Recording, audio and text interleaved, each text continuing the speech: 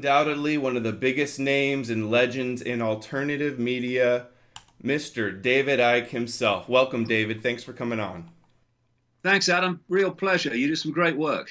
Thank you so much. That's a huge honor to hear that coming from you. I am so happy to have you on. This is one of the first interviews that you're doing for your brand new, excellent book, The Trigger, The Lie That Changed the World, Who Really Did It, and Why. I just finished a few days ago, despite having an advance copy. It's a huge book, and I say one of the most important books ever written. I hope everybody runs out and gets it and shares the information with everyone they know. Why don't you start by telling us a little bit about why you wrote the book and what people can expect to get out of it? Well, I remember on September the 11th, 2001, being out walking in England, and someone told me what had happened. And immediately, obviously, I was away to see the news, to look at the detail. And immediately, it struck me that there was something big time not right about this. And by then, I'd understood the major technique that is used to manipulate people to accept vast changes in society that they wouldn't otherwise accept. And I gave it the name a long time ago now, problem, reaction, solution. Create the problem, get someone else to be blamed for it, not you. Get the mainstream media, no problem, to tell the public the version of the event, the problem that you want people to believe. And you want at stage two, the reaction from the public of do something, this can't go on, something must be done. You want the public in fear and outrage so that they will be open to a solution. And the solution to your manufactured problem, which you blame someone else for, is then to change society in ways that you would never have got away with without the manufactured problem. Problem, reaction, solution. It's played on us constantly, all the time. Another name for it in the alternative media is, of course, false flag. So I had a massive question mark from day one. And from that day, I started researching and investigating the background. And it led to a book I published in September 2002 called Alice in Wonderland and the World Trade Center Disaster, Why the Official Story of 9/11 is a Monumental Lie. And obviously, since then, I've kept my eye on developments as the years have passed. And I set out about just over a year ago to write an update to Alice in Wonderland, to bring it kind of up to date. And within 2 weeks, I thought, no, we're starting with a blank sheet of paper here because of the way the information was flowing and where it was taking me. And so I produced this book, which is basically two books, both of them fundamentally connected. The first half of the book demolishes the official story of 9/11, which, as you well know, is not the hardest thing ever to do, but most people don't hear the information. They only hear the mainstream version of it. So over the first half of the book, with a hell of a lot, I mean, in fact, masses of factual detail, the 9/11 official story is taken apart. And then in the second half of the book, I tell an amazing story, which eventually leads to who actually was behind it. And it wasn't 19 Islamic extremists, hijackers. It was a network that not only was responsible for 9/11, but right up to present day is responsible for what's happening in the world, all that's happened since 9/11, like the wars in the Middle East that have been justified by the trigger of 9/11. That's the reason for the name of the book, because 9/11 was a trigger that started a sequence of events that's still going on. This same network's responsible for 5G and the emerging smart grid to eventually connect the human mind, the human brain to artificial intelligence. So artificial intelligence becomes the human mind. So you can see, well, you know, having read it, that The Trigger is a book about 9/11. It has 9/11 as its theme, but it's not only about 9/11. It's about the whole massive connection from those that were behind the horrors of that day, the connection into current events and events that have happened before and since. Yeah, the first half of the book is you know, kind of your normal 9/11 conspiracy stuff. It's the second half that is really something special. It shows, it covers a lot of Christopher Bolin's research into who was behind 9/11, and then more importantly, I think you connect it to the whole anti-Semitism industry, the Israeli tech dominance, the Sabbatian-Frankist, 5G, the tech takeover, vaccines, the technocracy, technological dictatorship that's coming, which you and I both agree they're planning on running it from Jerusalem, from Beersheba.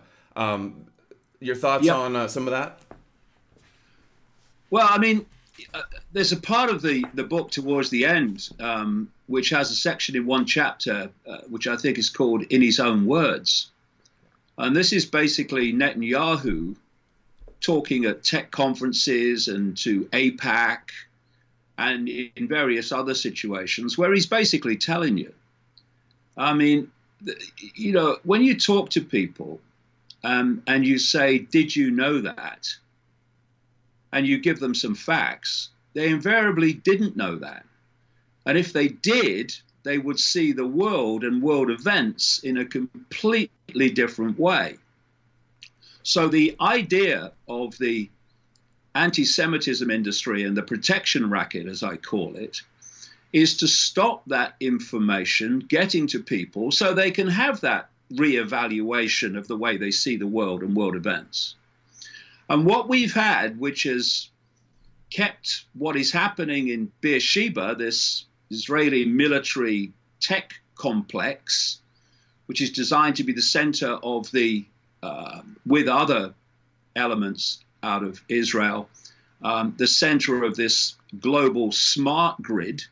You know, people look at things today, I mean, almost everything has smart in front of it.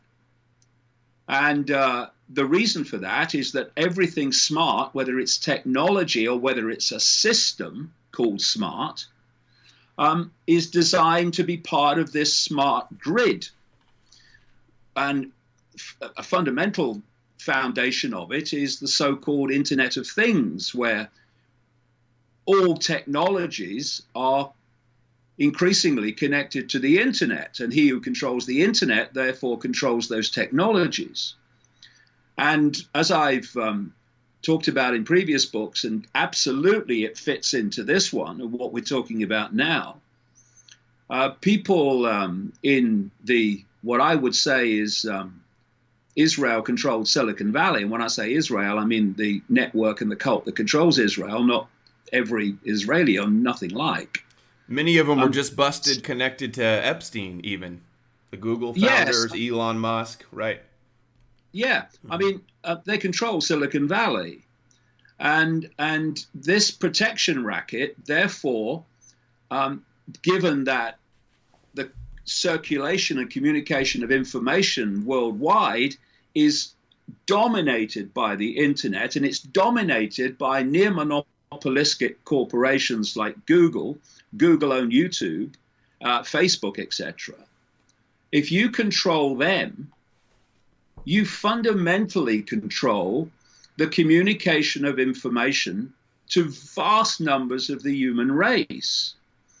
And so we have a situation now where the same network is following an agenda ultimately to create a centralized global dictatorship. We're going there so fast, but it's also controlling the suppression of information to expose what's being done.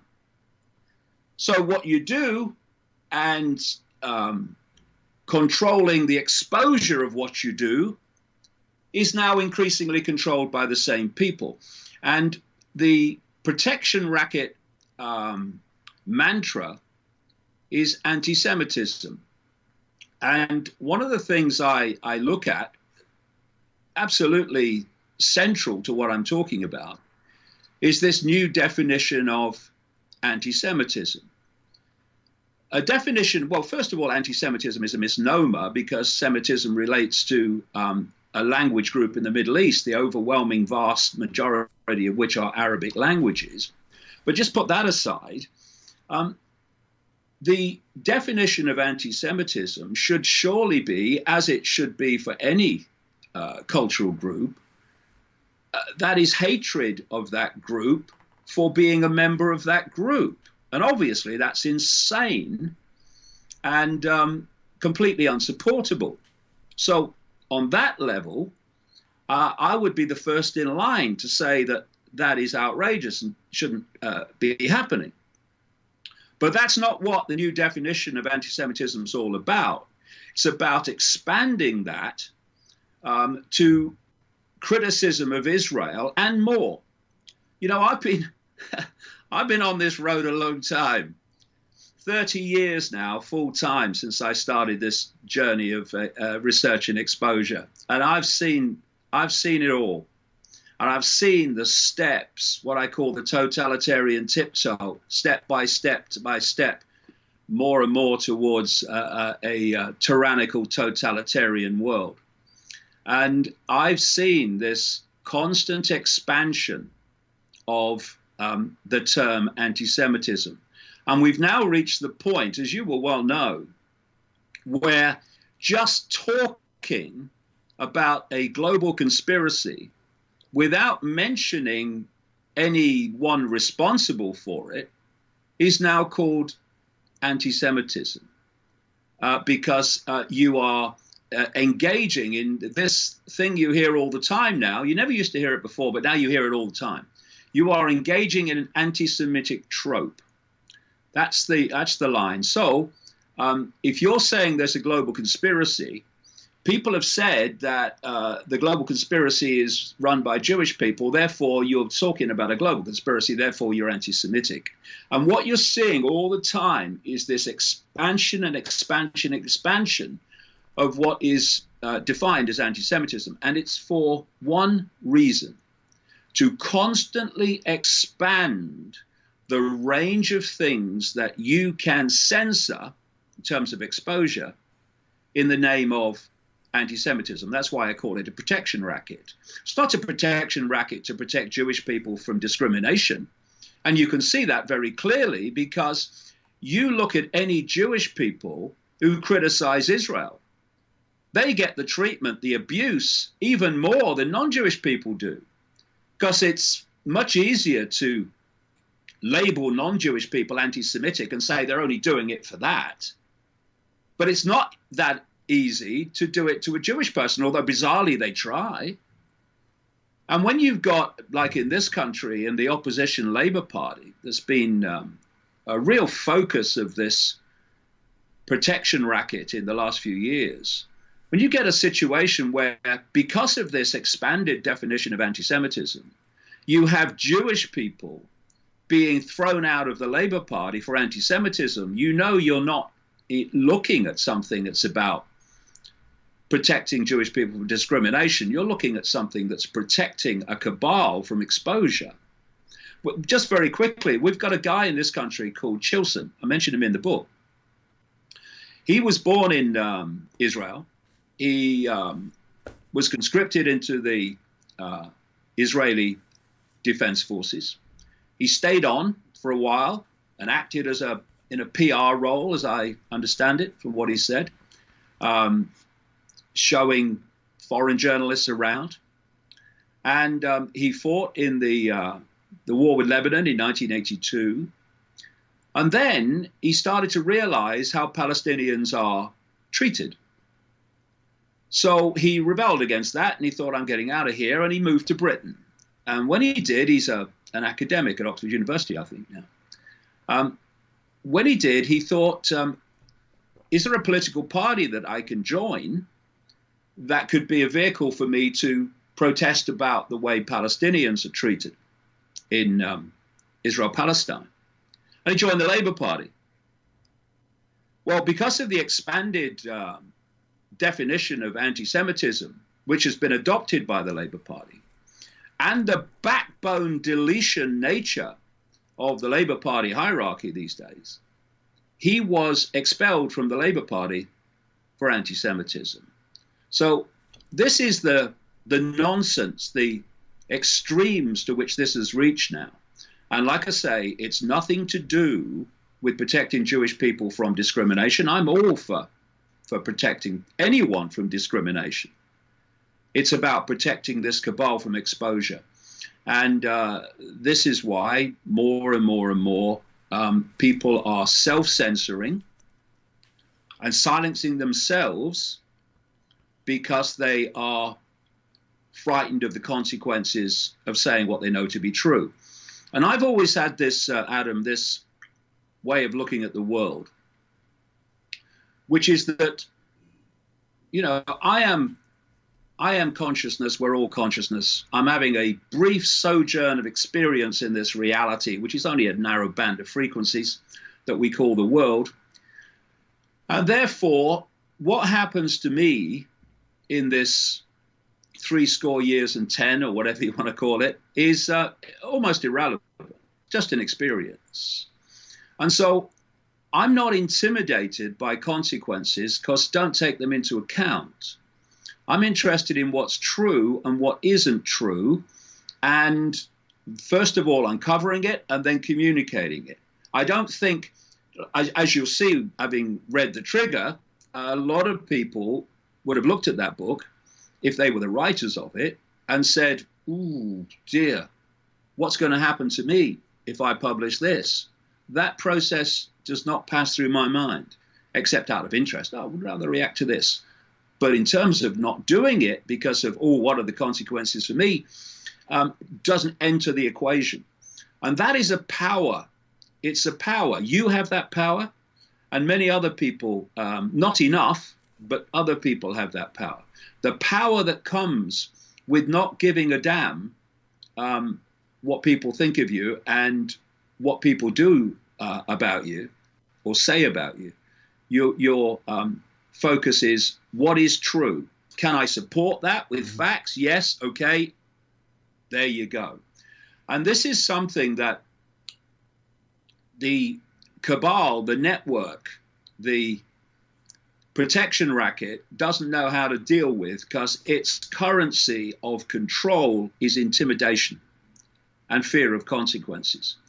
And what they'll obviously try to do is demonize me and to shut me down. In fact, you know, my son's just told me just before we started this interview that Facebook today has contacted him and said that they have gone back through years of my Facebook page and deleted lots of stuff and warned that my Facebook page is basically about to be deleted. And this is in the wake of the publication of The Trigger a few days ago. So, you know, just a coincidence, nothing to worry about.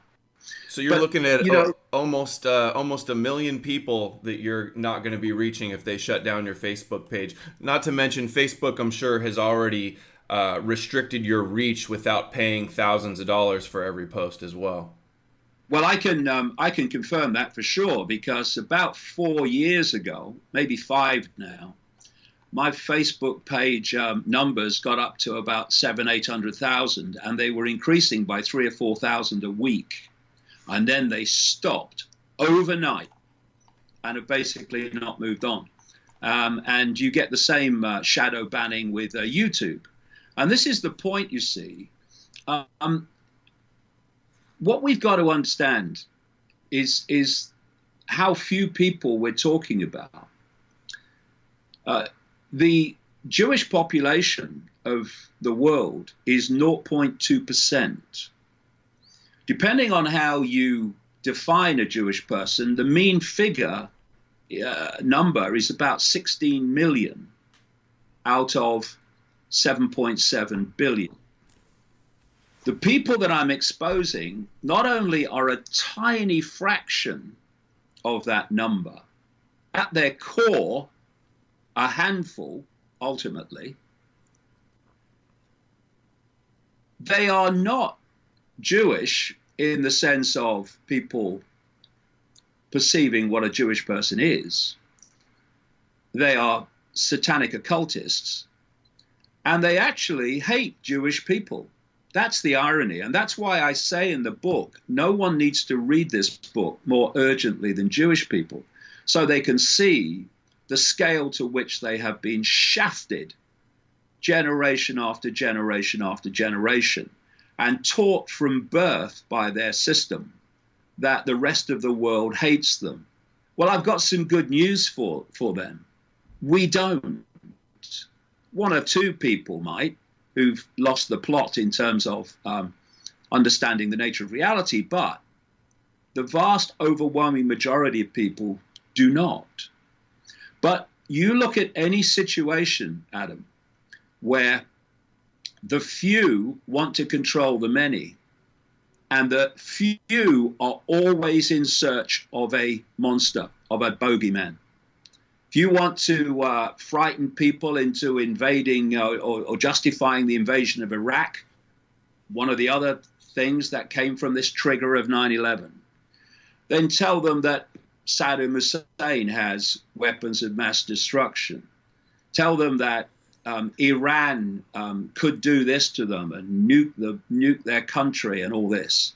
Tell them this thing. You want a monster that you can gather support behind you to focus upon the monster, to unite behind you. And what this cult, and that's what it is, that's behind Israel, and the vast majority of Jewish people have no idea. They think the people running it are like them. They're not. The book exposes that. What it's done is turn the almost entirety of the rest of the human race into the bogeyman, into the monster, into the focus of fear. And if people in Israel, and many do, only realized how they're being perceptually manipulated from cradle to grave, they might realize that actually we don't hate them and we don't want ill for them, but we do want justice for a group of people who've been abused mercilessly since before 1948. Absolutely. You know, you're really preaching to the choir at my channel with this book. You cover so many of the same topics, and I just want to quickly give you a lot of credit. You know, one of the videos that you did years and years and years ago, you've been covering it over the years. Rothschild Zionism was the video, and that was a big wake up moment for me when you just pointed out that was back, I think, during the Bush administration too. It was the same with the Bushes, Obama, and then even more so with Trump. And also another little secret, I have here the book The Biggest Secret that I read many years ago. You know, I first learned about you on YouTube, but I remember seeing you a lot on InfoWars. You used to go on Alex Jones's show. You guys protested there at Bilderberg together, I think, a few times. Paul Joseph Watson, Alex Jones's sidekick, even said, oh, it was one time? Yeah, in England at Watford in, I think it's 2010. Paul Joseph Watson of InfoWars even admitted in an interview that it wasn't Alex Jones that woke him up first, but it was you and your books. I'm a huge critic of Alex Jones for him covering up all of the Zionist info that's in this book. And I was so happy to see you actually mentioning him by name a few times in here. And then I just want to read two sentences from your book here, and then I'll let you respond. It says, the ultra-Zionist attack on Jones was a particularly bizarre on the face of it because the Jones associate they mentioned, Paul Joseph Watson, rails against the impact of Islam, but has argued against any suggestion of a, quote, Jayish plot. Jones overwhelmingly avoids the Zionist connection too. So I was so happy to see you call out Alex Jones. What are your thoughts on Jones and how awful he's shilling for Trump and covering up Zionism lately? Well, you know, for me, I put my hands up to anyone that steps out and wants to expose what's going on in the world. And Alex Jones has done some very, very good things over the years in alerting a lot of people to the fact that the world is not actually run by the forces that appear to be in control. And on that, I round of applause for me. Anybody that does that. Jeff Rense has been doing it as well for a long time. Let me pause you there, David. I have to restart the call. Your voice and your audio is all out of whack, and I want this to be good. Let me call right back, okay? Okay. Jeff Rense is another one who's been on the case for a very long time. You know, I first met Jeff when I was on a speaking tour of America, talking to nobody, basically, in the 1990s. Way back in the 1990s.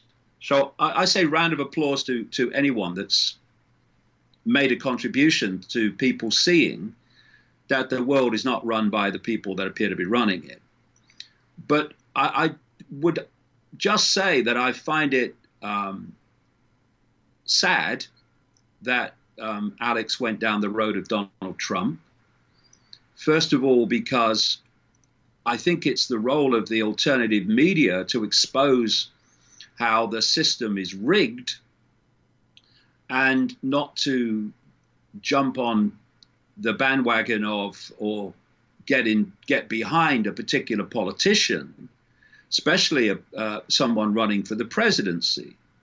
Because if you, year after year, decade after decade, as people like me have, and Alex before, say that the system is rigged and it doesn't matter who you vote for, the cabal gets in, then how come you're behind a candidate that obviously couldn't have got there unless he was a cabal man?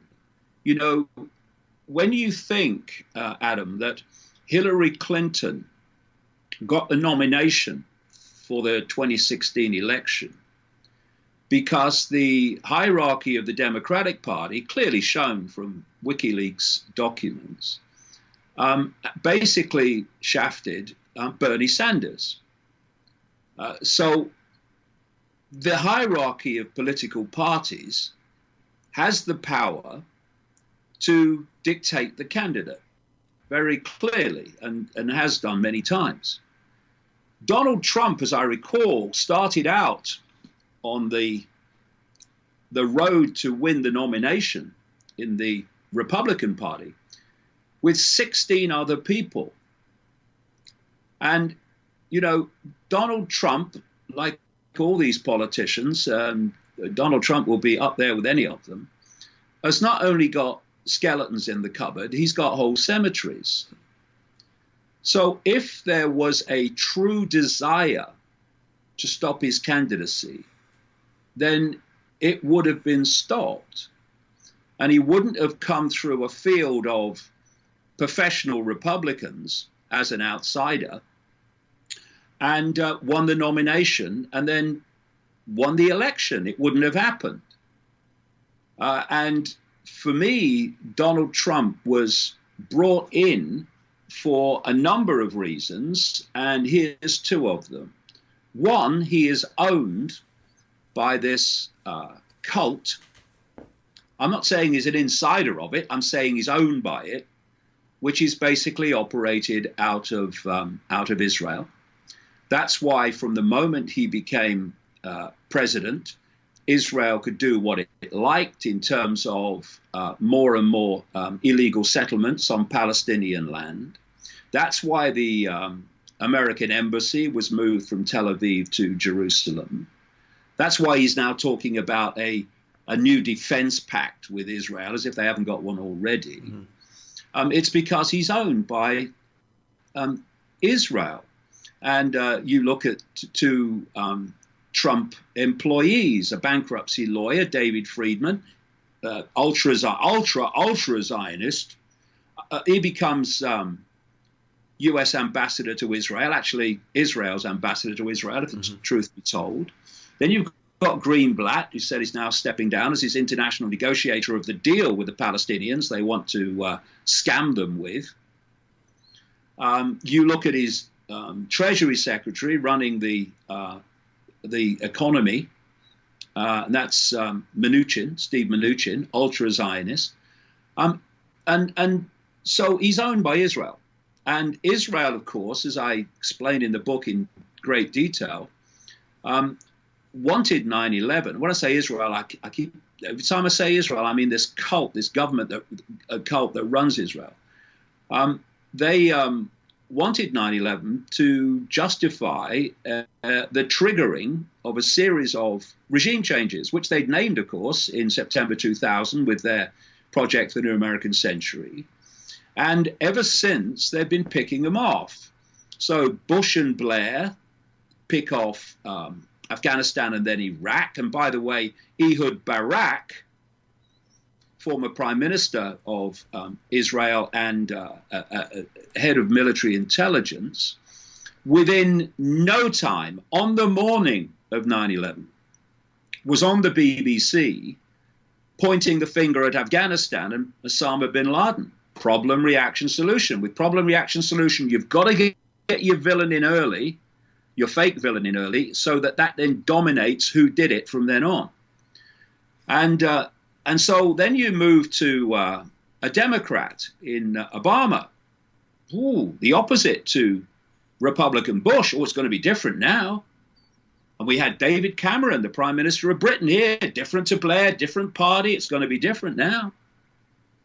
And then they pick off Libya and Syria that were also on the list of the Project for the New American Century in September 2000. And now you've got the Trump administration. Oh, that's different. He's a maverick. Focusing on Iran and other countries that were on the list. So you can see the progression from we want these countries regime change to the trigger that started it to the attempts to regime change those countries, some of them successful.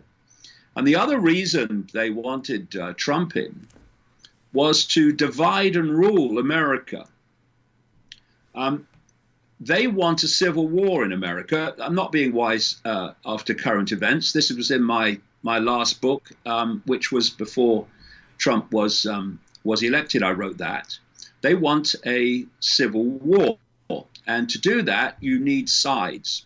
And what we're looking at in America and globally is the emergence of a new form of Marxism. Marxism, of course, as I talk about in the book, came from Karl Marx. And Karl Marx was just a front man for this death cult that currently runs Israel, also runs Saudi Arabia, and goes way back into history. And he was their boy.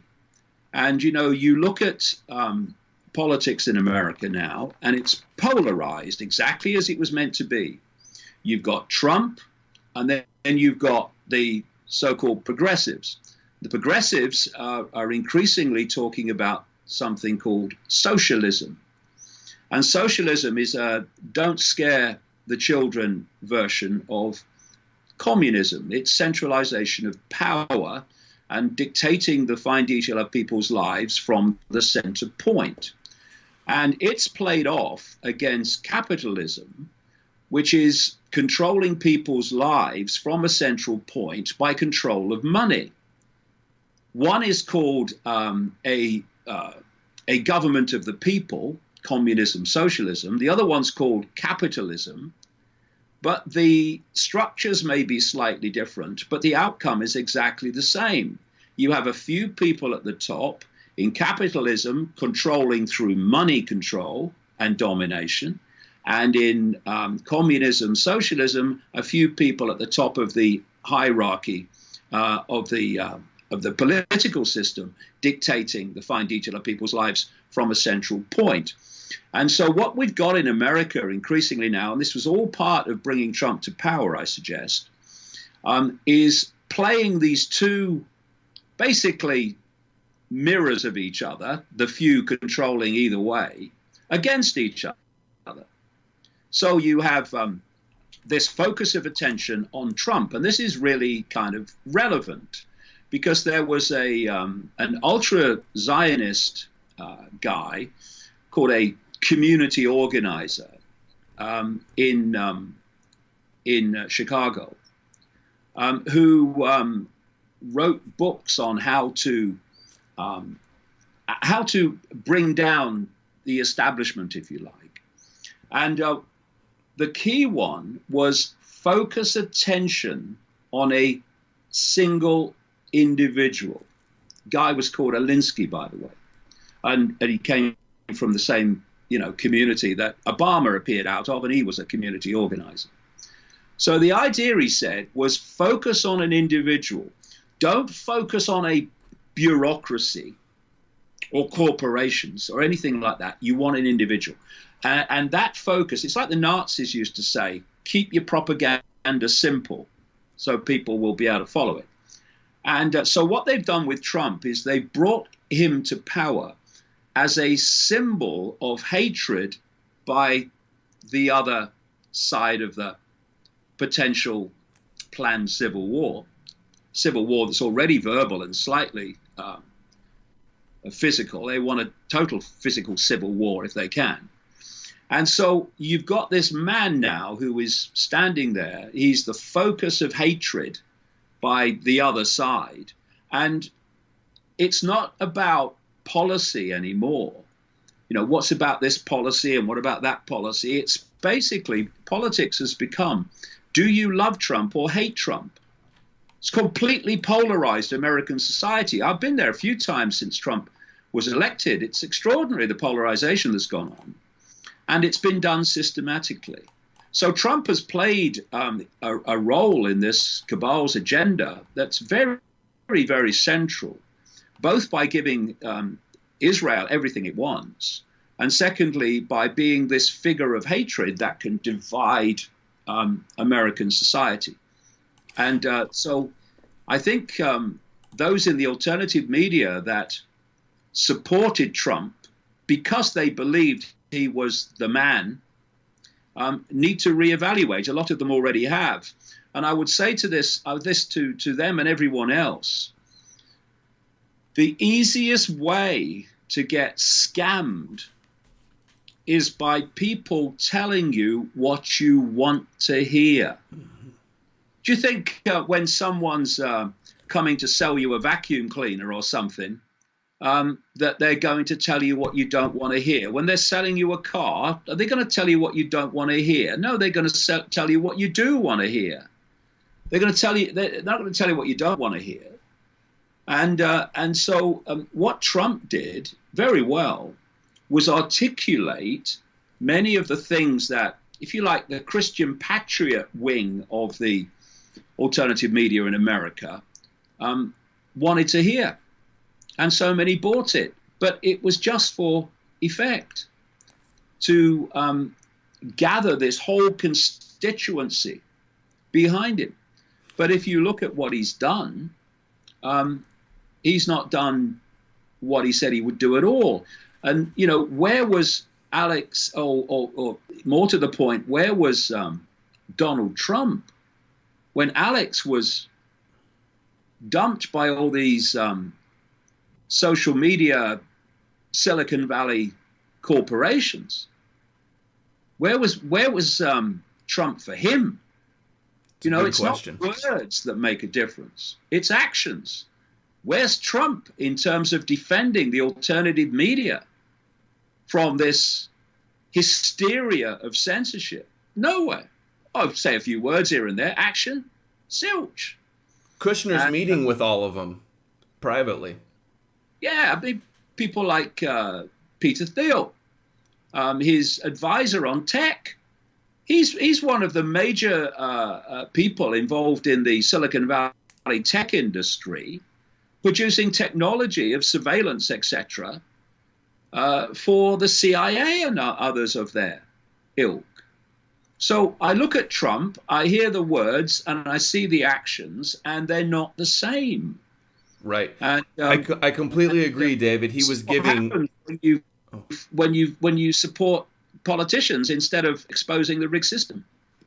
Right. Yeah, I completely agree. They were using Cambridge Analytica to get the right talking points to win over the undecided voters, the on the fence voters, the conspiracy movement, the Alex Jones people. Yep. They were dog whistling. He was doing demagoguery, telling people what they wanted to hear. And I also agree that he's the figurehead and the poster boy for the hatred and the divide and conquer. Except it's not Zionists that are being blamed for what Trump does. It's white Christian men that are being scapegoated for all of this. And also, the dialectic, the false paradigm with the left and the right. We see Antifa, which supports Israel and is controlled by the same hidden hand. And then we have like these marches. There's the Proud Boys, which actually marches with the Jewish Defense League and is also incredibly Zionist. And then the dialectic with the Soros, the Sarsours, and the Squad versus Trump.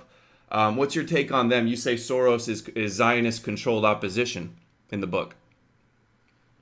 Oh, yeah. I think, before we go any further, let me just define what I'm exposing in the book very quickly, and then I'll come to Soros, which will be relevant to that. I'm exposing in the book not a Jewish plot, because I know lots of Jewish people. I've come across lots of Jewish people in my life, and they haven't got a clue what's being done in their name. And then you've got the ultra-Zionists. Some of them will be part of this cult, and some of them, probably most of them, will have simply been so programmed to believe in my country, right or wrong, anything that's good for Israel must be supported. The chosen lie also, you say. All that stuff. I go into that in the book. Mm-hmm. And so what at the core, where it's really coming from, where they really know what's happening and why, is very, very few. And like I say, they're not Jewish as we would perceive Jewish. They are a death cult. They are a satanic cult that goes back at least to the time of the 17th century. And a guy called Sabbatian-Frankist, who said he was the Jewish Messiah. And, a lot of people watching this program, because of your work over the years, will be aware of much of this anyway. But for those who are not, and this cult of Zevi decided they were going to invert everything that Jewishness and Judaism up to that point had stood for. Invert everything. So if the orthodoxy was that on this day it's a day of fasting, to this cult, which became known as Sabbatians, it would be a day of feasting. Now, that doesn't sound too bad, but then you start inverting everything else, and you start then inverting beliefs to the point where not only is sex with children not taboo, it's encouraged because it's an inversion. And in their mind, in the core of this cult, it was only a sales pitch, but many of the people that followed it believed it. The idea was that it was redemption through sin. In other words, you do more and more evil, as much evil as you can. And basically, the more evil you do, the quicker God will come and sort the world out, to put it in its basic form. And this Sabbatian cult and Sabbatian-Zevi got at one point around 1 million followers. Now, you just think how many Jewish people there are in the world now. Think how many there were in the 17th century, and he had 1 million of them. I mean, that's a big chunk. I heard it was half. I heard it was about half of the Jewish. That would make sense from the numbers, yeah.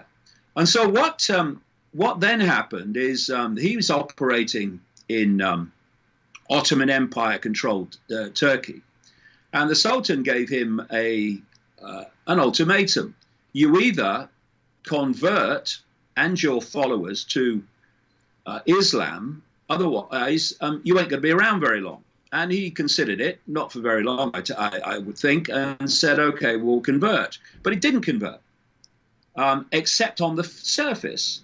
They outwardly worshipped as Muslims, but they were really following their Sabbatian religion, cult, in private, in secret. And these people became known as the Donmer or Donmer, which means to turn. And these Donmer went on expanding, and their great technique was infiltration. Of course, they'd now infiltrated Islam through this fake conversion. But later they started infiltrating the Roman Catholic Church. They manifested in southern states of America as Christian Zionism, etc. Freemasonry. And talk about in the book, one of the ways they manifested this Donmer eventually was as the Saudi Arabian royal family. And the Saudi Arabian royal family were put into power by the British Empire. And the British Empire, in league with the Saudi House of Saud, introduced a guy called Wahhab, and Wahhab's daughter married into the Saudi royal family. And from Wahhab came the extreme head-chopping, arm-chopping version of Islam called Wahhabism, which is ISIS, which is what? Saudi Arabia today, run by the Saudi royal family. And this is why, in the shadows, the Saudi royal family and the other aspect of the cult in Israel have been very close. And even since the emergence of this crown prince psychopath, Mohammed bin Salman, in Saudi Arabia, it's actually been more even on the surface. And this Sabbatian cult then went into even new depths of depravity in the 18th century when a guy called Jacob Frank appeared, claiming that he was the reincarnation of Sabbatai Zevi and the reincarnation of the biblical patriarch Jacob, and he took this whole thing into overdrive, not least in infiltrating the Roman church. And then at another point in the 18th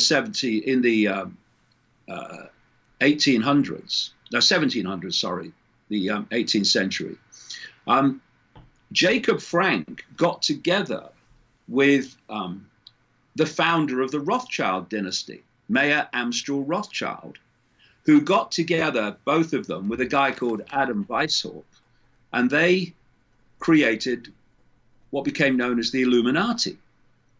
And the Illuminati became a front for this, what was then Sabbatian-Frankism, this cult, and they moved in on Palestine in the way that we've seen.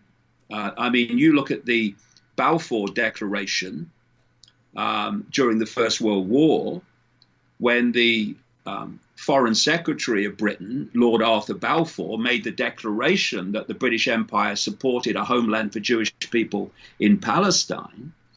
And you find, when you scratch away the official story, that there was a secret society in London started by the Rothschilds called the Round Table. The first head of it was a guy called Cecil Rhodes, who plundered Southern Africa for the Rothschilds.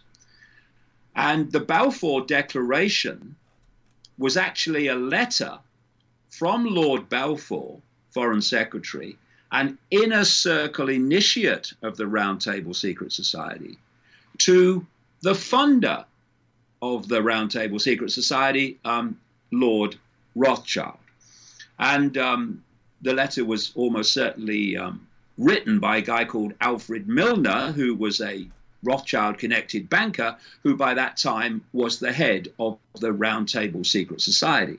From that secret society, by the way, that Round Table, was spawned the Council on Foreign Relations in America in 1921, the Bilderberg Group in 1954, the Trilateral Commission in 1972, 73, etc. And so by now, we're in the 20th century, this whole cult is now expanding itself into Israel, across Europe, into America. And this vast network of manipulation and funding, this vast network of ultra-Zionist groups, most famously AIPAC, in the end are expressions of this Sabbatian-Frankist cult, which has been expanding its power through the centuries to present day. And the sources that I've quoted in the book about all this and the Sabbatian-Frankist cult and its gathering area of control are actually Jewish sources. Because there are people in the Jewish community, not nearly enough, but there are some, who absolutely know what I've just described is true. So when people say that Icke says it's a Jewish plot, that's exactly what I'm not saying. That's why I say Jewish people in general need to read this book, The Trigger, more urgently than anyone to see actually who's controlling them. I'm exposing a network of interlopers that have infiltrated the Jewish community and control Israel, that have infiltrated Islam via the Saudi royal family, that have infiltrated Christianity via Christian Zionism, and so on and so forth. It goes on. But at the core of all of this, wouldn't you say it's essentially the Bible and biblical prophecy? You wouldn't have a Sabbatai Zevi and a Jacob Frank if there wasn't the prophecies for them to return to Jerusalem and build the temple and then have their Moshiach come. So isn't it just kind of like a twisted interpretation of Judaism? Yeah, what I do in the book is I make clear that this, what I call hidden hand network, this global web, goes back a long, long time, way beyond Sabbatai Zevi. I mean, you've got the Knights Templar that were created in the 12th century that also had the goal of rebuilding Solomon's temple in Jerusalem, which is what this moving of the embassy is all about. That's where it's leading. That's why they want to clear out that part of Jerusalem of Muslim people, because that's where they want to go, to the rebuilding of Solomon's temple. I go into all that in the book, especially in relation to this smart grid, etc. So yes, this goes back much further than this cult. But when you pick it up and you follow it through to present time, this cult has become a massively central and important part of this global web of manipulation and control, which is not only focused in Israel and this network we're talking about now. It's much wider than that. But this is a fundamentally important part of it in terms of current events and events of the 20th century and beyond. There was certainly like a fork in the road of Judaism. They changed their ideology when they decided that they were going to start doing everything they could to fulfill prophecies on their own. Before that, they were supposed to wait for the very clear Moshiach to come to lead them back. So now it's self-fulfilling prophecy. That's kind of a little bit of the difference they have. But at the core, you're absolutely right. Just very quickly, Adam, you're absolutely right.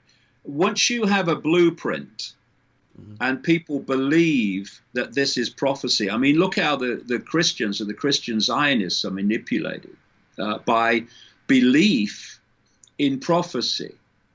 Because then when you're a manipulator, as you rightly identify, all you've got to do is manipulate those prophecies to appear to be happening, and they'll all come with you because they think God's doing it.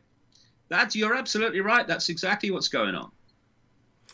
And, you know, with Trump, they're putting him on the coin and they're moving the capital to Jerusalem. The Sanhedrin is calling for the United Nations to be dissolved and have a new, the law must come forth from Zion.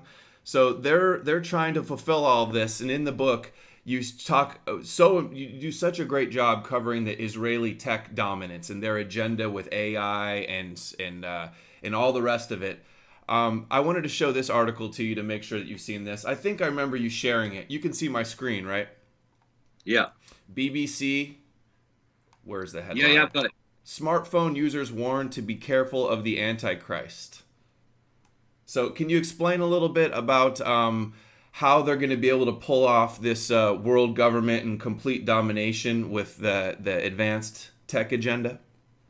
Well, I've been attacked over decades for mentioning the protocols of the Elders of Zion. Mm-hmm.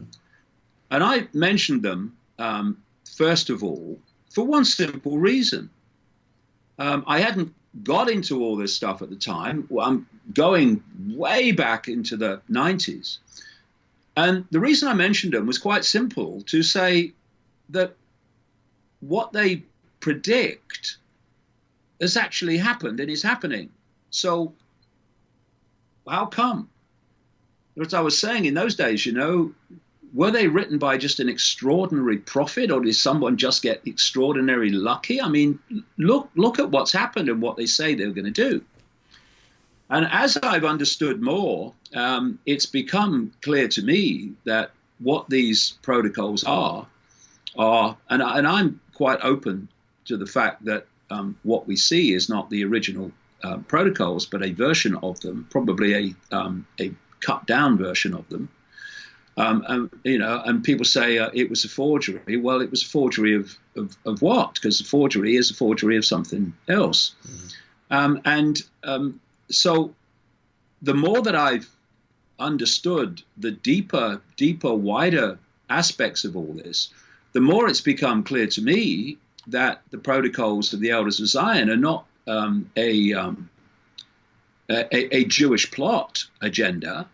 They are a Sabbatian-Frankist death cult agenda.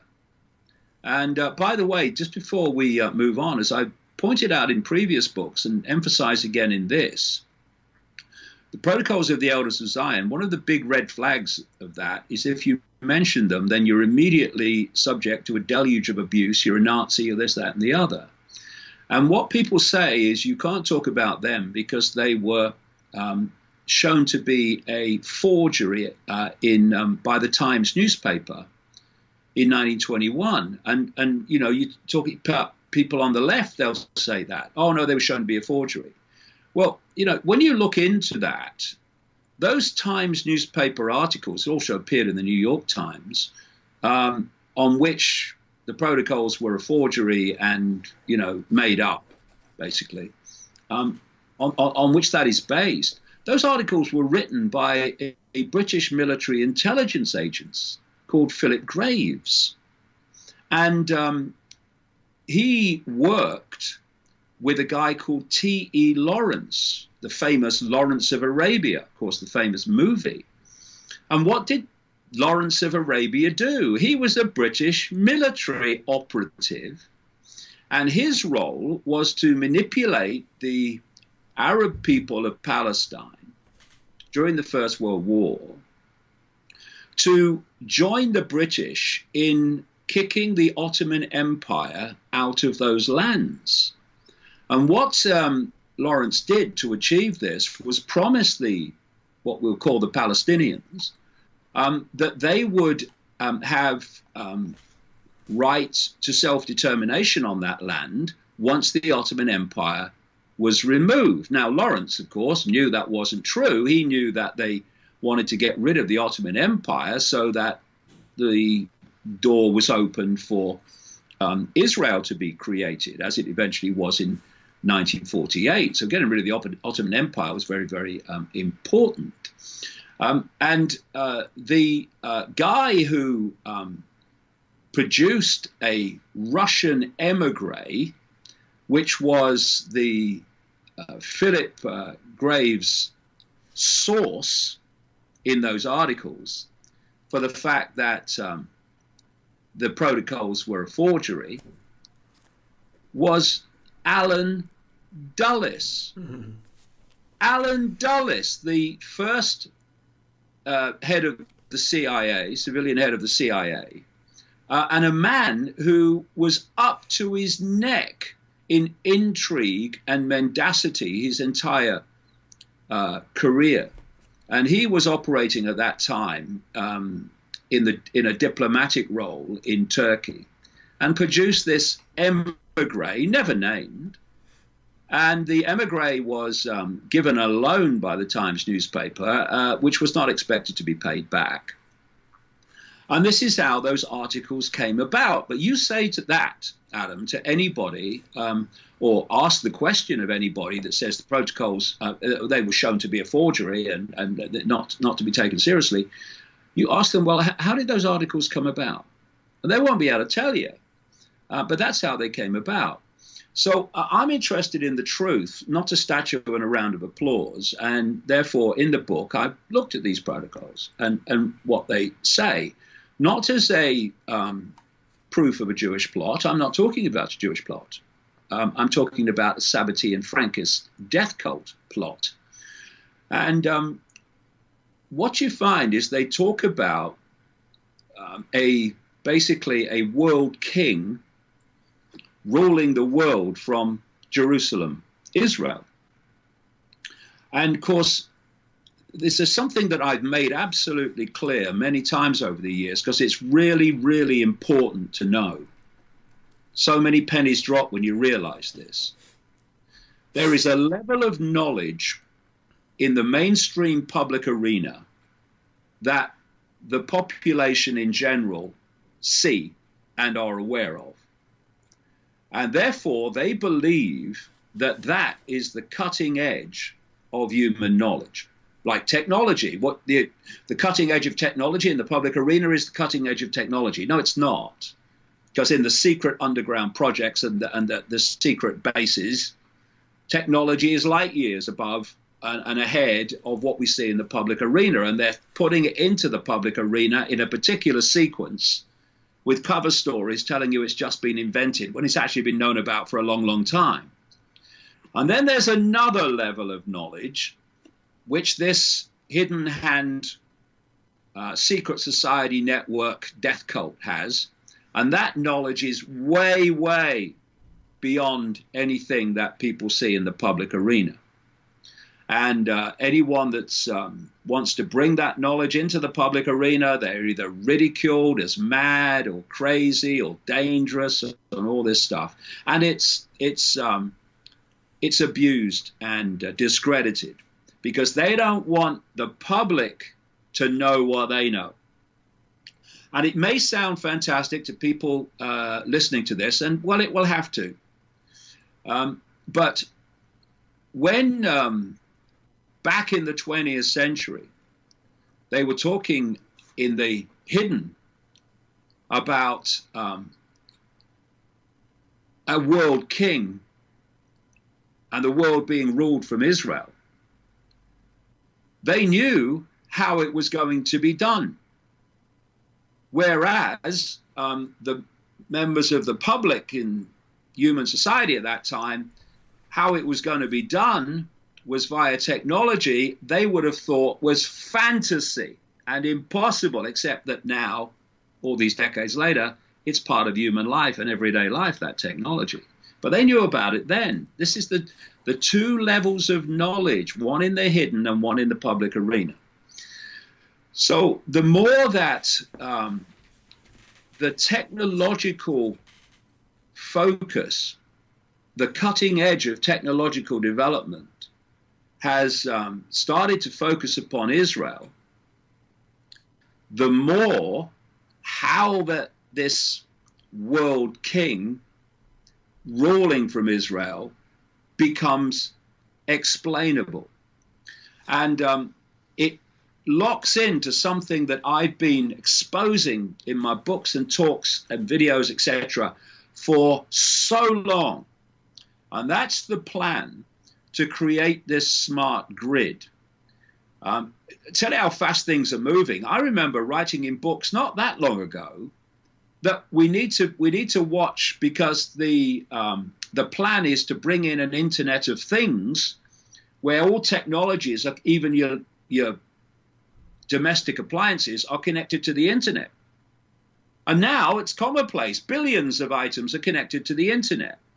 And whoever controls the internet controls those items. And what we're seeing now out of Silicon Valley, and you know, people like Elon Musk, who tells you that artificial intelligence could be the end of humanity, brackets true, and then starts a company called Neuralink to connect computers to the human brain. I mean, hello.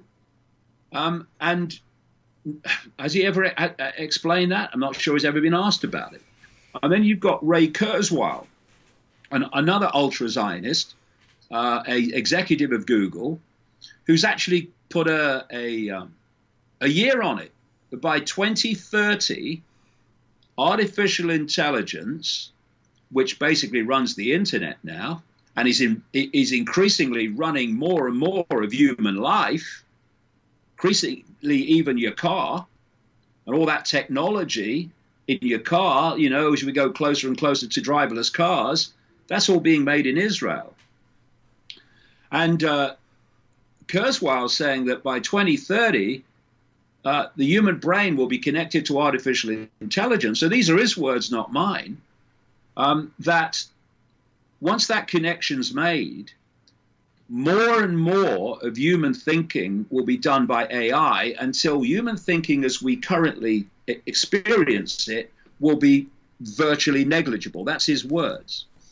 And then you start to see this concentration of global technological power and smart grid power in Israel, and the creation of this massive center at Beersheba, which is run by the military, which is completely focused on controlling cyberspace and controlling AI and controlling this communication grid I call the smart grid.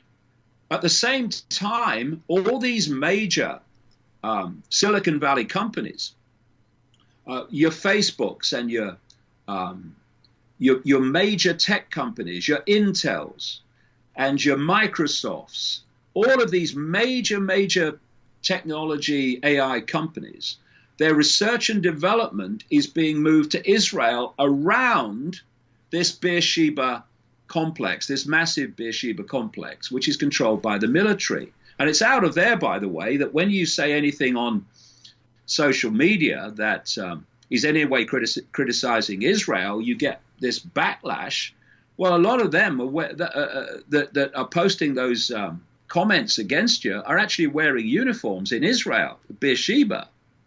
Absolutely. The Matrix, you write in the book, The Matrix calls it the Zion mainframe. I had missed that. I didn't realize that. And you also write about 5G a lot. I'm wondering, have you seen the movie The Kingsman? No, not yet. The plot of that is a group of billionaires use the new cell phone towers to put out a frequency to cause everybody to kill each other. Well, I've written about that, Adam, at length in my books. I mean, I've researched so many different subjects, and they all connect. And one of the fundamental subjects to research, to understand the nature of what's happening, is the nature of human thought, human emotion, even the nature of what is the human eye. In other words, who are we? What is this reality that we're experiencing? But if you merely take the brain, what the brain is a processor of information. And it works electrically, electromagnetically, and in terms of frequency, vibration.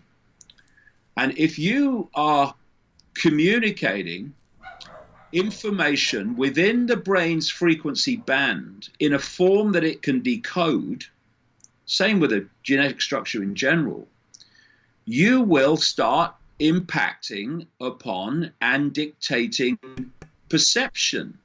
I've shown in some of my books how research has been done that has identified particular frequencies that if you broadcast them, they will basically bring the people that receive them into a state of rage. I mean, you can do this once you understand how reality works.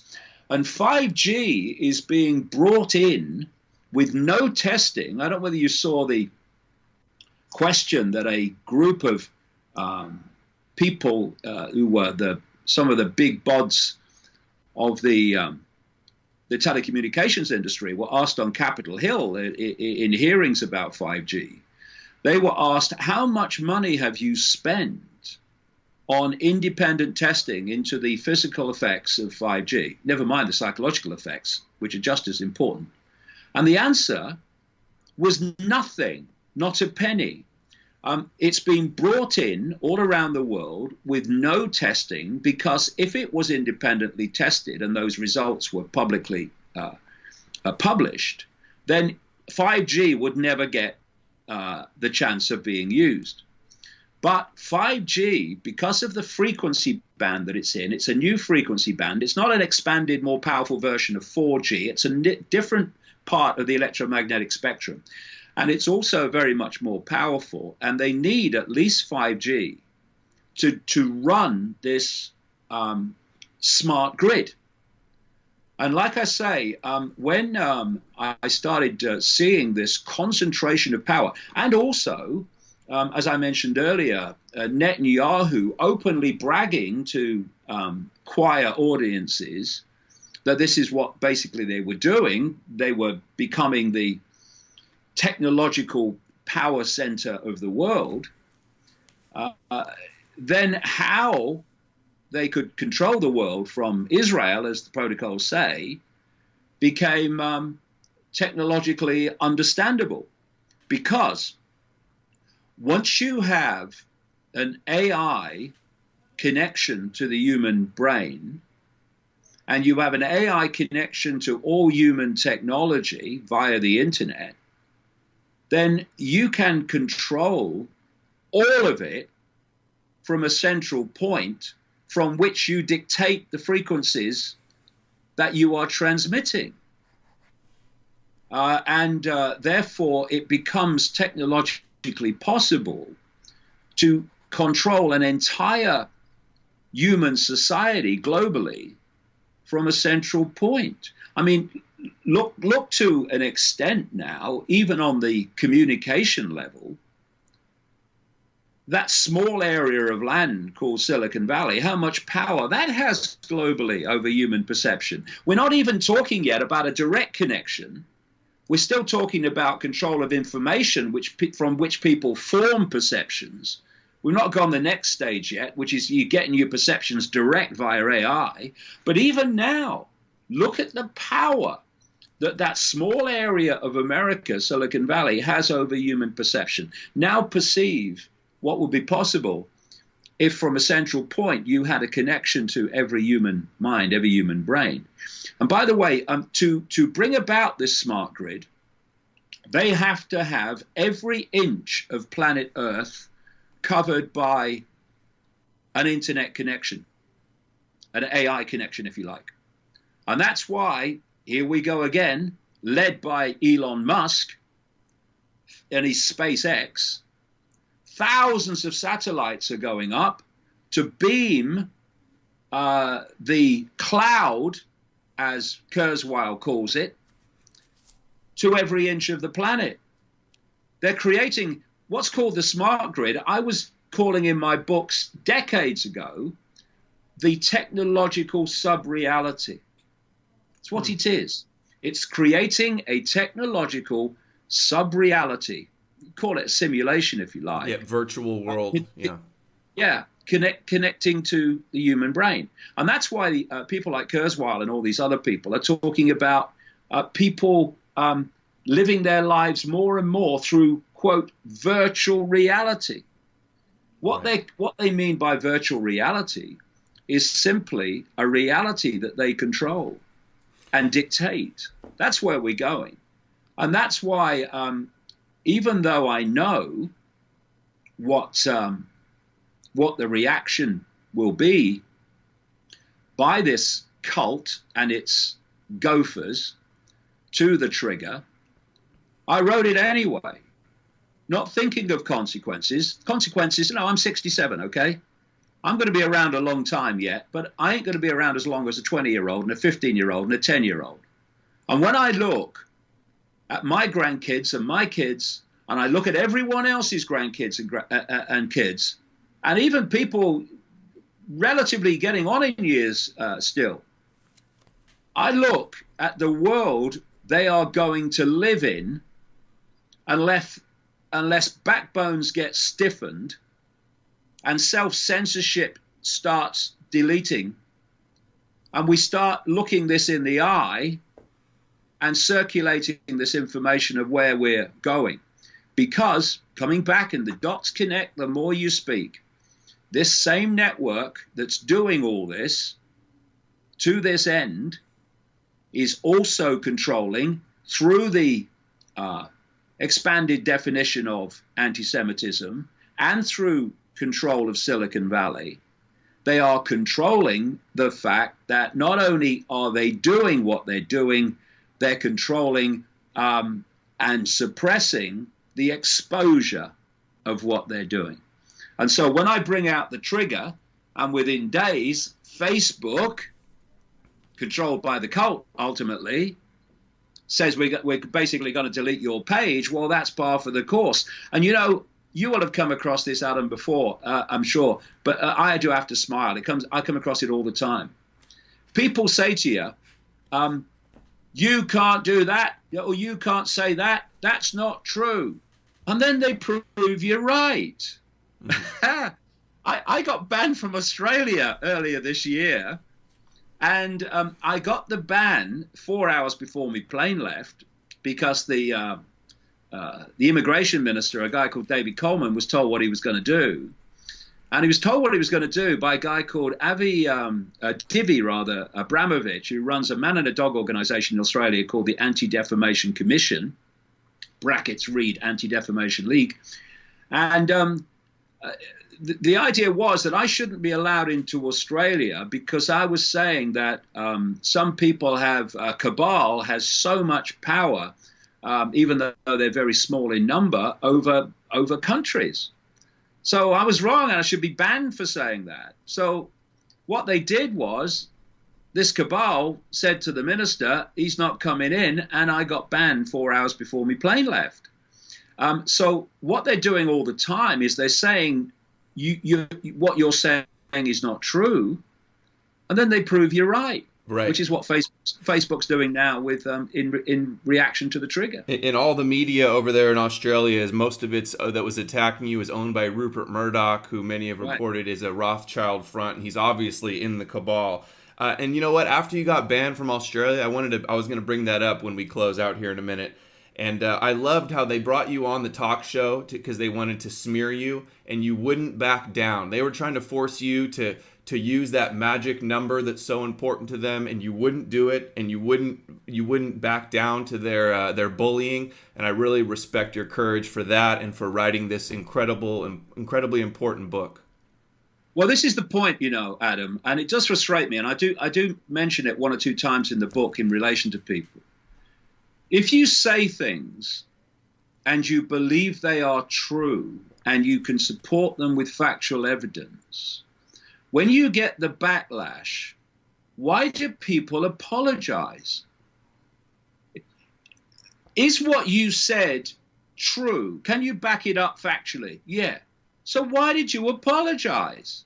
You see this all the time. People will, and often increasingly, because you know the walls close in, they're very mild comments some people make about Israel on social media or something, maybe a celebrity. And bingo, the backlash comes, not least out of Beersheba, and they start apologizing. What are you apologizing for? Congressman Ted Lieu just did this. And if it's true, say it, you know? You know, back to the tech, you get into the book how all of this Internet of Things is going to tie on in the future with nanotech and smart dust and the Neuralinks and all this. It's incredibly dangerous stuff. And one other thing I wanted to point out that I thought was interesting, you say this is a Babylonian plot as well. It goes back they want more than just Jerusalem. They want ancient Babylon as well, which explains how the greater Israel would include Babylon there. Well, if you follow the history back, the Babylonians came out of what is now Iraq, between the Tigris and the Euphrates, and they moved up. And you know, there's very good evidence that they became eventually they became connected to the Khazars, from which, of course, the vast majority of Jewish people alive today come from in southern Russia, the Khazar Empire. The Babylonians also moved in and created Rome, or the people that were the successors to the Babylonians. And this is why you have the Babylonian Trinity of Nimrod, the father god, and Tammuz Ninus, the virgin-born son, and Queen Semiramis, the virgin mother. And they used to say in Babylon that when Nimrod died, he became the sun god Baal and impregnated the Queen Semiramis with the rays of the sun, and she gave a virgin birth to Tammuz Ninus. When they moved in on Rome, that eventually became the Christian Trinity of Father God, Jesus, and the Holy Ghost, the Holy Spirit. And Christians, they symbolize the Holy Spirit ghost as a dove, which was the symbol of Queen Semiramis in Babylon. So it's the same Trinity, really. And the traits given to Queen Semiramis by the Babylonians, like Virgin Mother, Queen of Heaven, and all that stuff, they were given to an invented character called Mother Mary in the rewritten Babylonian religion that became known as Christianity. And Christianity is the outward, publicly acceptable version of the Babylonian religion. So when you, for instance, you have the Eucharist, where they're eating the flesh as bread or a biscuit and drinking the blood as wine, it's just a publicly acceptable way of basically symbolizing, although most people in Christianity don't know this, symbolizing the literal eating of the flesh and drinking of the blood, which the Babylonian religion is engaged in. And because this cult, which eventually manifested as Sabbatian-Frankism, but there are many other expressions of it, not just that one, the reason that they are engaged in sacrifice and all this horror in their rituals, their satanic rituals, is because it's just a continuation of the Babylonian religion. In the ancient world, because of the nature of, human maturity, if you like, they could do it openly. But now they have to do it secretly. But it's the same thing. And this is why this is why so many famous people get caught out with Satanism and with pedophilia. Those two are massively connected, as I've explained in my books why that is. And so when you come across to Epstein, Adam, you're looking at classic. We had a Jeffrey Epstein in Britain, exposed a few years ago now, called Jimmy Savile. Jimmy Savile was a record-breaking pedophile, but what the mainstream media did not cover is the real story. He was a procurer of children for the rich and famous. And he was an inner bosom circle member of the British royal family from the 1960s, almost to his death, a very close friend of Prince Charles, almost to Savile's death. In fact, to Savile's death in terms of Charles. And even according to Savile himself, he was brought into the bosom, the inner circle of the British royal family, by a royal family member called Lord Mountbatten, who is a known paedophile. I've been naming him as a paedophile for a long time. And then very recently, just the last maybe 2-3 weeks, a book's been published which produces FBI documents in which they are quoting people that Lord Mountbatten was a paedophile. And so in that Savile ring, he was procuring children for the rich and famous. And of course, once people accept that, they become a blackmailer's nightmare. And many of them were politicians, including Ted Heath, a former Prime Minister of Britain that took us into the European Union. And I exposed him as a paedophile and a Satanist in The Biggest Secret while he was still an MP. And the book passage was read to him in the week of publication. He did nothing. Why? Because it was true. And 17 years after I published that book, Wiltshire police in Britain started an inquiry after his death into his paedophilia activities. And they concluded that if he was alive, they would have actually had him in for questioning because the evidence would have supported that. And so then you go to Epstein and you see the same principle. He's procuring young girls for the rich and famous and the politically influential. And once they've accepted it, they've had it. And, you see now these women who were young girls at the time in this Epstein ring, who were saying there were hidden cameras and audio microphones all over the place because it's a blackmail ring. And then you look at his alleged madam, Ghislaine Maxwell. Ghislaine Maxwell is the daughter of an infamous Mossad operative called Bob Maxwell, her father, who was a media owner in Britain. I met him once. I interviewed him because he was an owner of a football club, and I interviewed him about his football club. One of the most unpleasant pieces of work I've ever met in my life, Robert Maxwell. And I mentioned him in the book and how he was operating in their tech covert operation, Mossad's tech covert operation, through this Promise software, which had back doors in it so that Mossad could get into computer systems in governments and military and intelligence all over the place and corporations. And he was a Mossad agent, and here's his daughter, who's supposed to be the madam of Jeffrey Epstein, and that was again a blackmail operation. And that's why people are running for cover in all directions, because they don't want what they were involved in coming out. Right. I just read recently that Robert Maxwell's last phone call was with a Chabad rabbi. You mentioned Chabad, you mentioned the Rebbe Schneerson, you mentioned Lurianic Kabbalah. I didn't see anything in the book about Noahide laws. Was that just because you didn't want to have to write a whole nother huge chapter? Or what's your quick thoughts on Noahide laws? The book's like about 850 pages. I know. Can't cover it all. There's a list, but people should look them up. Mm-hmm. But the thing is about Maxwell is that, just to show the hypocrisy of it, mm-hmm. is he was murdered. Of course, Viktor Ostrovsky, the Mossad agent who wrote the books about Mossad, wrote a second book in which he mentioned that Maxwell was a Mossad agent, and how Mossad killed him on his boat, which was appropriately called the Lady Ghislaine, after his daughter. Because at that time, it was very well known in Britain, Maxwell's media empire was breaking up, his life was breaking up, everything was breaking up around him, and he became a liability, and they wanted rid of him. And having killed him on his boat, they then gave him a hero's funeral on the Mount of Olives.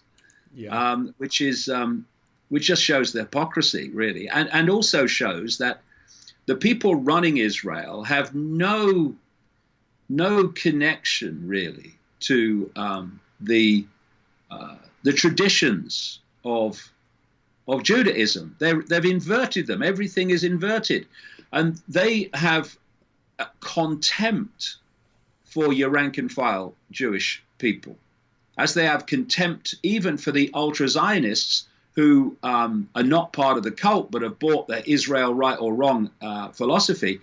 They're just pawns in the game of the death cult without even realizing that that's the situation. And the death cult core will have absolute contempt for them as well. They're just pawns in the game.